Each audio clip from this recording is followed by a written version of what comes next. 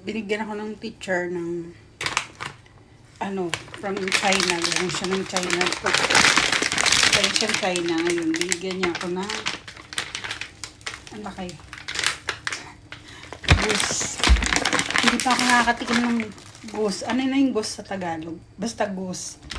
So, sabi niya sa akin, hindi pa to luto. Parang biloid lang yata nila. So, lulutuin ko pa. Yung problema, hindi rin ako marunong magluto. Ngayon, tinanong ko sa kanya, paano lulutuin? Sabi niya, pwede daw gawing soup. Lagyan lang daw ng patatas at carrots. So, itatry ko yan.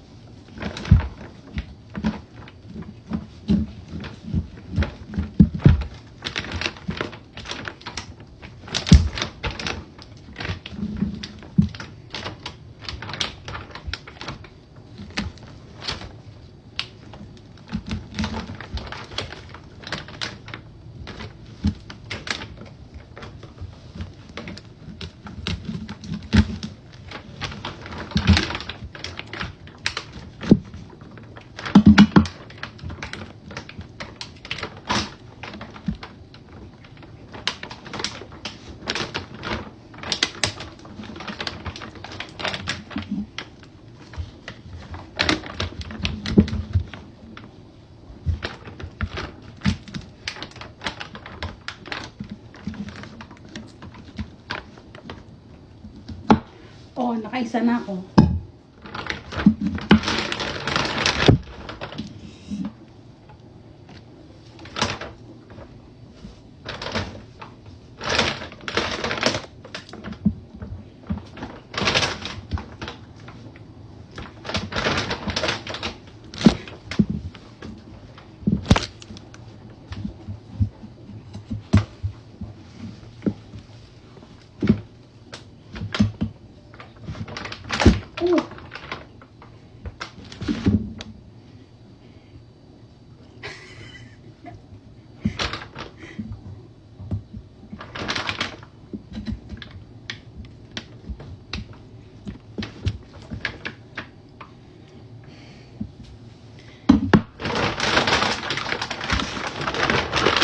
Siguro ganyan.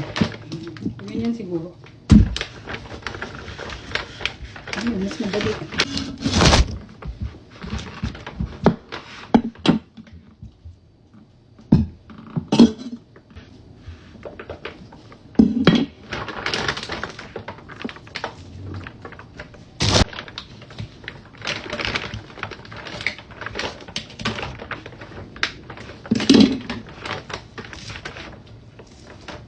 Ano ba ito sa Tagalog? Pato? Ay, pato. Pato, big pato. Ano na to? Gansa. Gansa.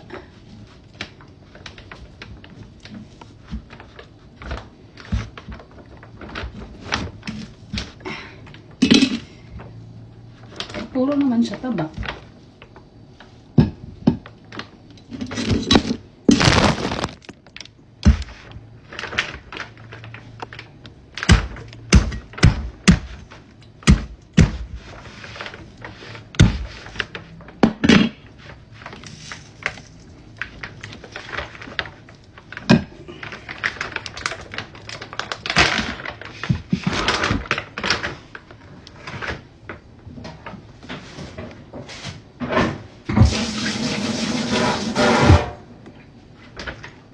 Balikan ko kayo mamaya.